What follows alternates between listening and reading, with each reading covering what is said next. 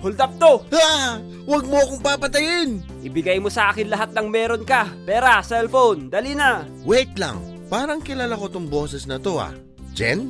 Dad? Jen? Dad? Jen? Dad? Jen? Dad? Anong ginagawa mo? What the heck is this? Dad, I will explain. Walang iya ka? Pinag-aral kitang maging isang lawyer, tapos ganito lang gagawin mo? Dad, ikaw lang ang may gusto nun. Hindi ako. Wala kang utang na loob.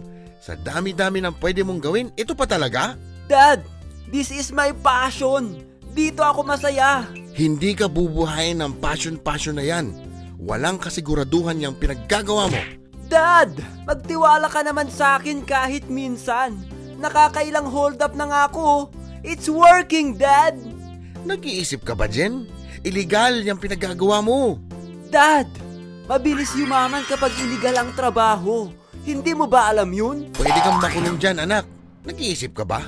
Dad, sabi nga ni Bamboo sa kanta niya, ang hustisya ay para lang sa mga mayayaman. Dad, madali lang ako makalaya kung sakali man na makulong ako. Anak, kahit bulok ang sistema natin dito sa Pinas, masama pa rin yung ginagawa mo. Nakadroga ka ba? Hindi ako nakadroga, Dad. Pero kakakain ko lang sa shabu-shabu kanina. Aba, namimiloso po ka pa ha? You're grounded! Umuwi ka sa bahay. Itigil mo niyang passion na yan. Dad naman. Uwe! Urgh! I hate my life. Hold up to! Ibigay niyo sa akin lahat ng meron kayo. Jen? Dad? Di ba sinabi ko nang itigil mo yung passion mo? Hindi niyo ako mapapatigil, Dad. Buo na ang loob ko. Napakatigas talaga ng ulo mo. Mamaya ka sa akin sa bahay. Wait lang. Sino yung kasama mong babae, Dad? Ah, siya? Katrabaho ko lang siya. At bakit sabay kayong umuwi? Huh? Kakatapos lang kasi ng trabaho namin. Parehas kami ng shift. Hindi ako naniniwala, Dad. Alam mo ba ang ibang term ng kabit? Ano?